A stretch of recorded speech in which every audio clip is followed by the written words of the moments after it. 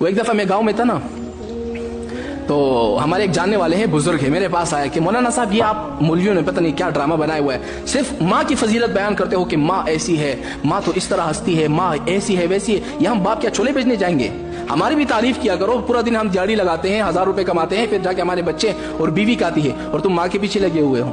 मैंने कहा अच्छा तुम्हें अपनी तारीफ सुननी है तो सुन लो। मैंने कहा माँ की दुआ जन्नत की हवा, बाप के डंडे कामयाबी के झंडे।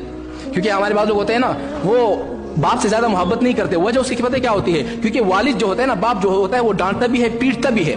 अब डांटता पीटता वो क्यों है? क्या वो पागल का बच्चा है? नहीं, वो आपके फायदे के लिए करता है। मेरी एक बात याद रखना, इस दुनिया के अंदर अगर 70% लोग कामयाब है तो अपने बाप की वजह से है। बाप की वजह से कैसे? मैं एक मिसाल देता हूँ। मिसाल इस तरह है कि अगर चूंकि माँ जो होती है ना, अपने बच्चे के ऊपर तकलीफ बर्दाश्त नहीं कर सकती, और दुनिया जो है वो तकलीफ की जगह है। मदरसों में जाओगे उस्ताद मारेगा, अगर तुम्हारा बाप नहीं होगा तुम्हारी माँ नाराज हो जाएगी कि मेरे बच्चों को मदरसे में मारा जा रहा है, मदरसे से निकाल देगी, अपने घर में बिठाए रखेगी। कल के लिए आप जाकर किसी मैकेनिक के वाले के पास काम करोगे, किसी और के पास, क्योंकि माँ जो होती है ना तकलीफ बर्दाश्त नहीं करती। अगर बाप मौजूद होगा, मदरसे में किसी बच्चे को भेजा, उसको मारा पीटा, सबक याद नहीं हुआ किसी और की वजह से, तो बच्चा घर के अंदर भाग जाता है, तो माँ तो होती है ना, वो तो प्यार करती है। बाप जो होता है उसको दोबारा और मारता है कि दोबारा जा, फिर से जो है वो मदरसे जा, क्योंकि जब याद रखे जब ये फिर से मदरसे जाएगा कल के लिए कामयाब हो जाएगा।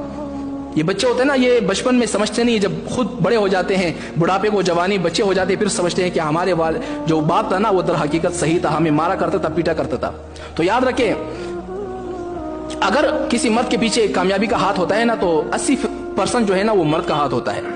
आप अंदाजा लगाएं, मैं यहाँ पर बहुत सारे लड़कों को देखता हूँ ऐसे घूम रहे होते हैं, फिर रहे होते हैं। मैं उनसे कहता हूँ कि भाई जाकर किसी दूर दराज मदरसे में दाखिला लो, वहाँ हफ्ता रहो, फिर यहाँ पर जुमेरात जुम्मा आना। लेकिन नहीं, घर पे चले जाते हैं, अपने वालिदैन से कहते हैं कि हमें मदरसे में दाखिल करवाओ। वो दूर दराज हम पढ़ेंगे, एक हफ्ते के बाद आएंगे, लेकिन वालिदैन होते हैं कि नहीं यार पता नहीं तुम्हें क्या हो जाएगा।